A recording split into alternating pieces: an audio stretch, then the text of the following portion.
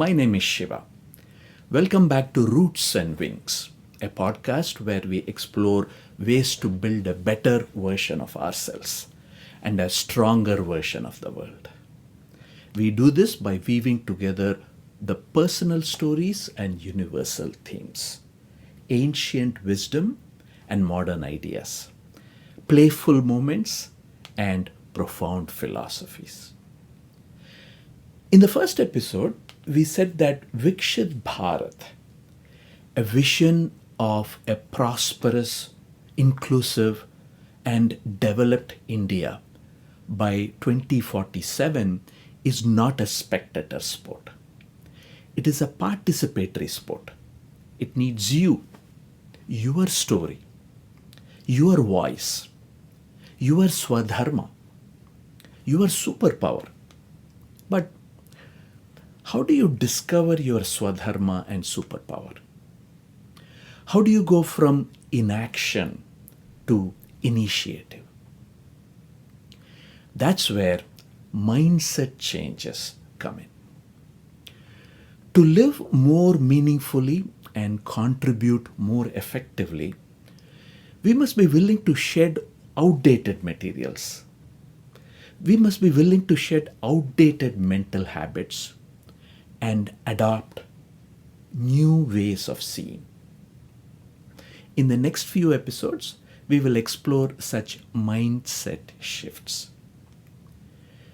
We will start with one of the most essential ones. You could be wrong. Not occasionally, often.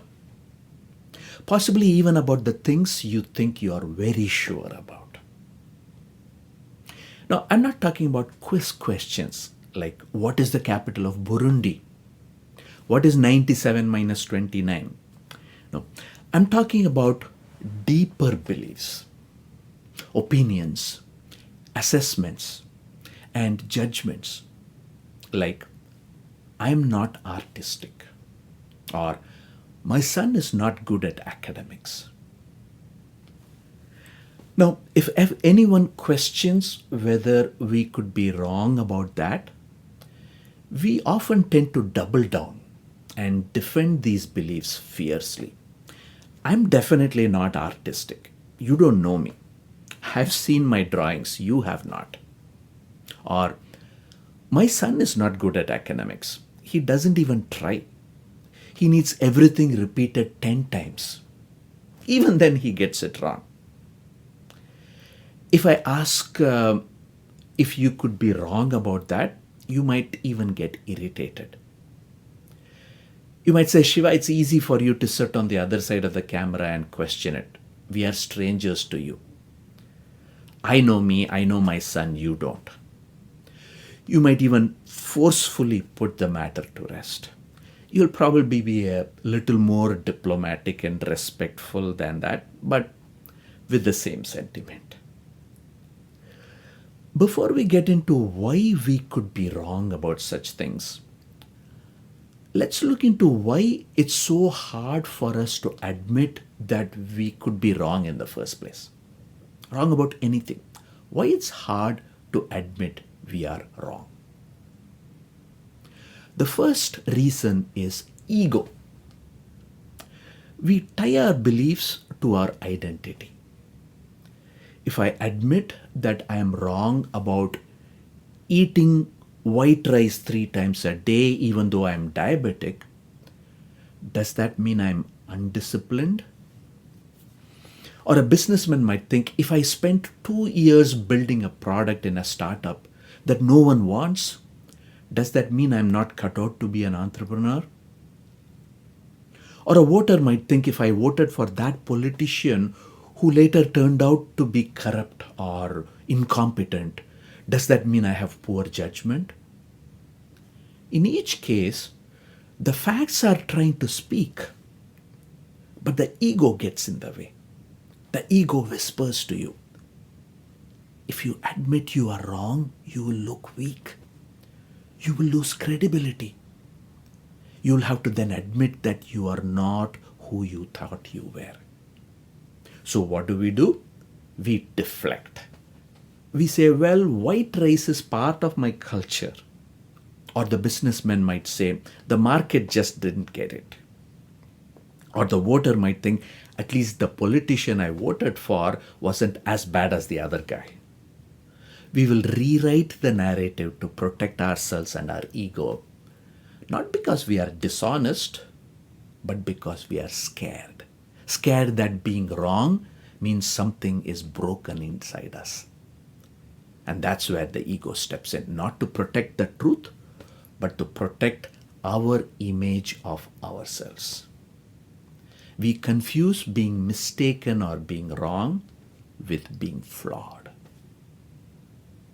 Then there is social pressure. In most workplaces and families, we reward consistency. Once you say something with confidence, people expect you to stick to it. If you then change your mind, you are seen as wishy-washy. You're called a flip-flopper and you get mocked. For years, Barack Obama said he supported civil unions, but not same-sex marriage. There's a difference. Civil union is a legally recognized partnership between two people, providing them with many of the same rights, not all, many of the same rights, benefits, and responsibilities as a married couple. But it is not a marriage.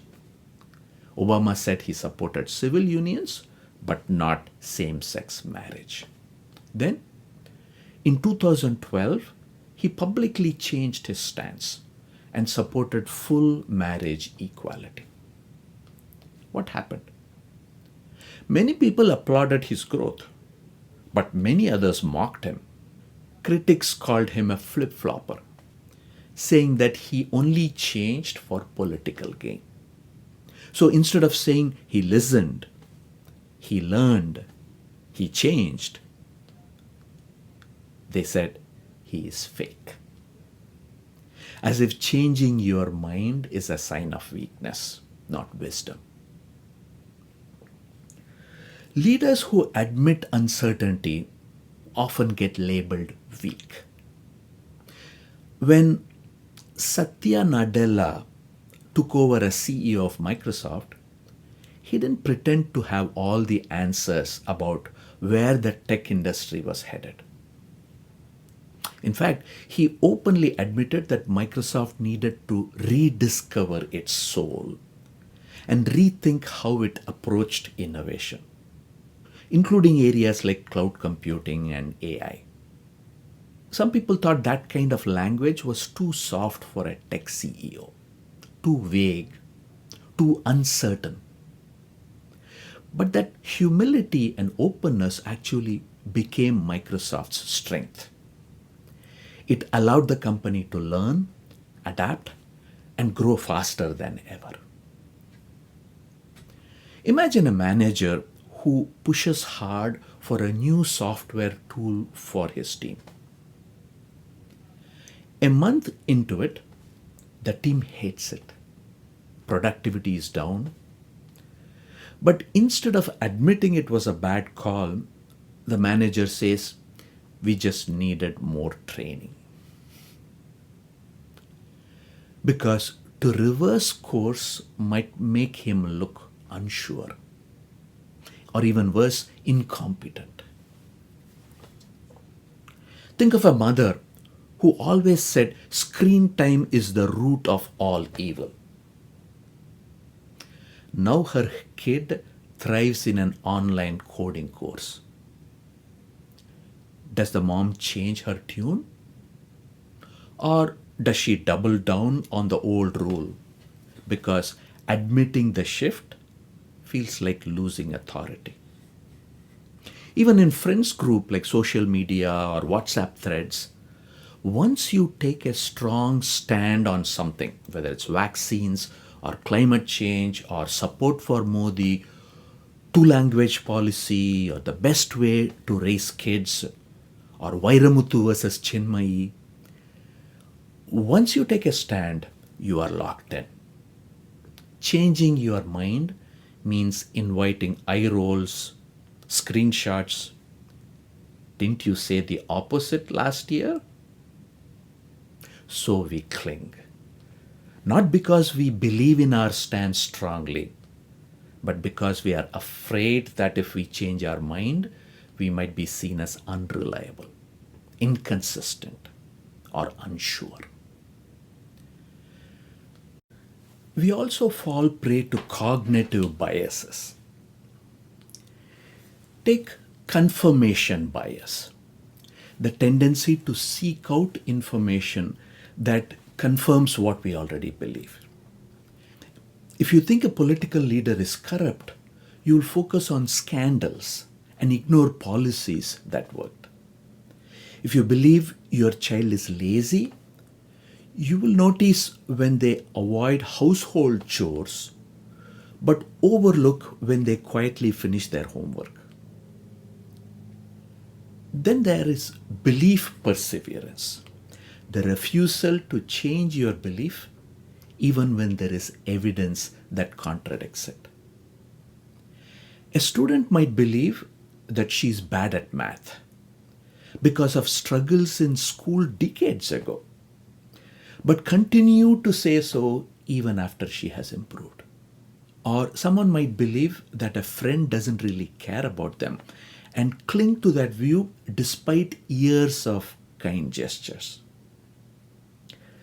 We also fear consequences of saying, I could be wrong. Especially when you have built up an ego-boosting reputation among friends and family that you are a wise person who always gets it right.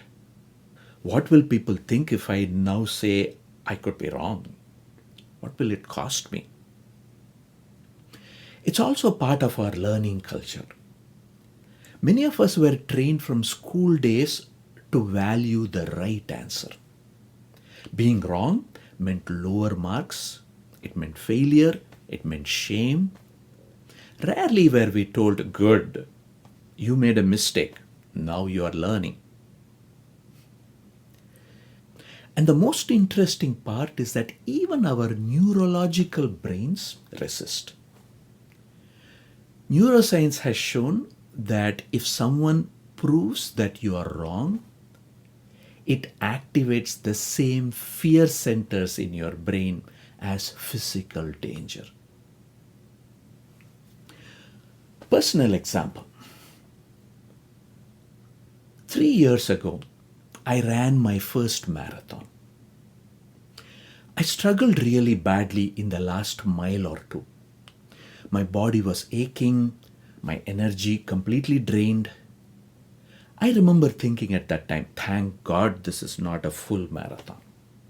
That's for superhumans. People with genetics, discipline, talent. I don't have any of that for full marathon. I'm not one of them. If someone had told me at that time that I would soon run full marathons, I would have laughed. But I was wrong. Since then, I have run 3 full marathons. What changed? My body changed. The more I trained, the more mitochondria developed in my muscle cells. My muscles became stronger. My respiratory and circulatory systems adapted. I had not taken any of this into account when I decided that I can never run a full marathon. Along with my body, my mind adapted too. It adapted to the possibility of running more. So I had overestimated my understanding of long distance running. I didn't know how much I didn't know. This tendency to overestimate is known as the Dunning-Kruger effect. In 1999, psychologists David Dunning and Justin Kruger from Cornell University published a study showing that people who perform poorly on certain tasks often don't know how poorly they have done. People who got only 20 to 30% in their exam actually thought they would get 60 to 70%. With low knowledge, they often overestimated their abilities because they don't know yet how much they don't know.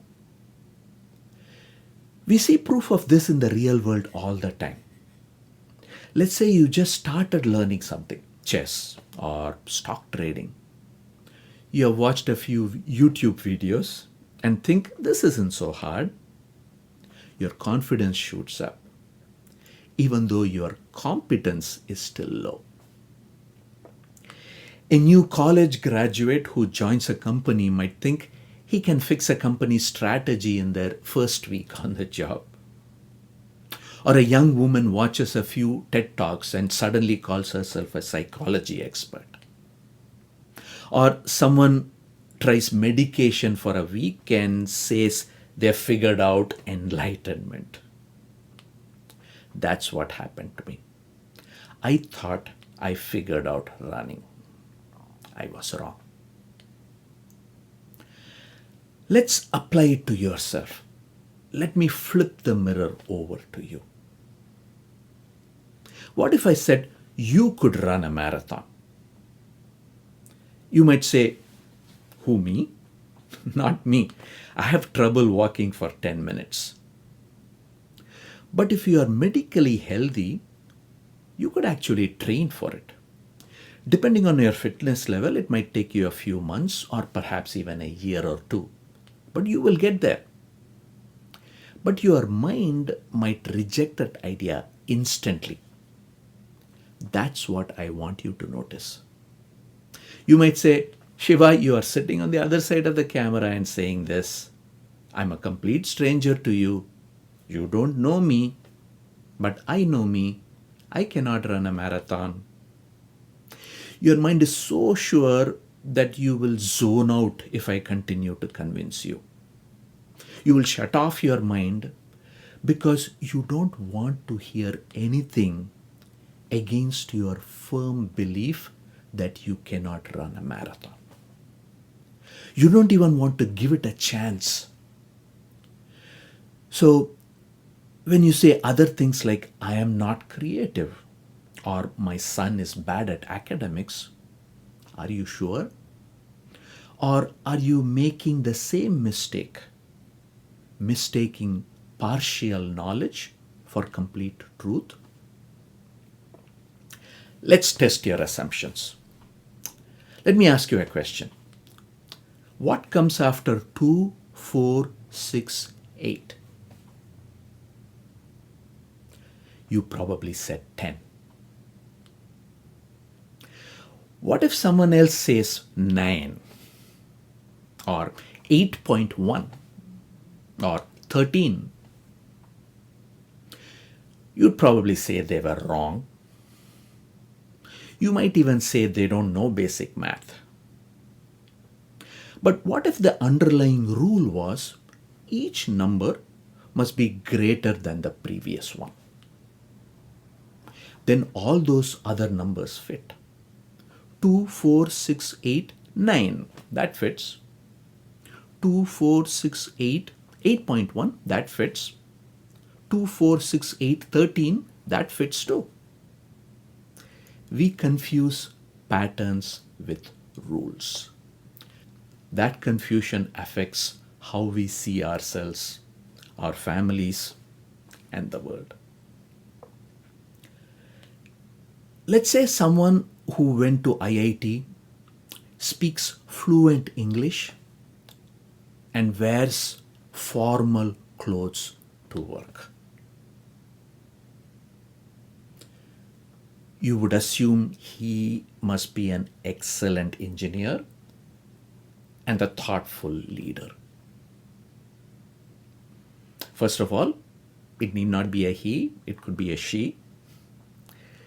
But moreover, none of those other external cues, going to IIT, dressing up well, speaking good English, none of them guarantees technical competence or emotional competence needed to be a thoughtful leader.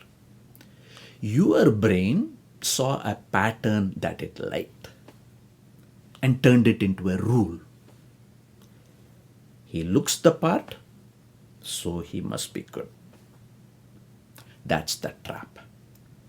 When we mistake correlations for rules, we stop asking questions. During early COVID days, the US Center for Disease Control, CDC, said that the virus spreads mainly through surfaces. Wash your hands, it said. No need for masks. Then later it said actually it spreads through air. Masks help. Many people said, why can't they make up their mind? But this wasn't flip-flopping, right? Science works that way. Science assumes it could be wrong. And it grows by testing again and again, correcting, refining again and again. We need that mindset in everyday life too. Imagine a father who says, my child isn't creative. He just doesn't like to draw. So he never exposes his child to art or music or storytelling. But one day, let's say the child writes a beautiful poem. Will the father allow himself to be surprised and say, I was wrong about my child? Or will he double down and say, this is just fluke? I have seen many parents choose the latter. They're too proud to say, maybe I got that wrong. We have all done it. Dismissed someone, dismissed ourselves. We cling to first impressions. Even when life hands us evidence that we might need to update our mental files. Admitting we were wrong isn't weakness. It's strength. It's wisdom. Humans have time and again been collectively wrong. People once believed that the sun revolved around the earth, that light always travels in a straight line,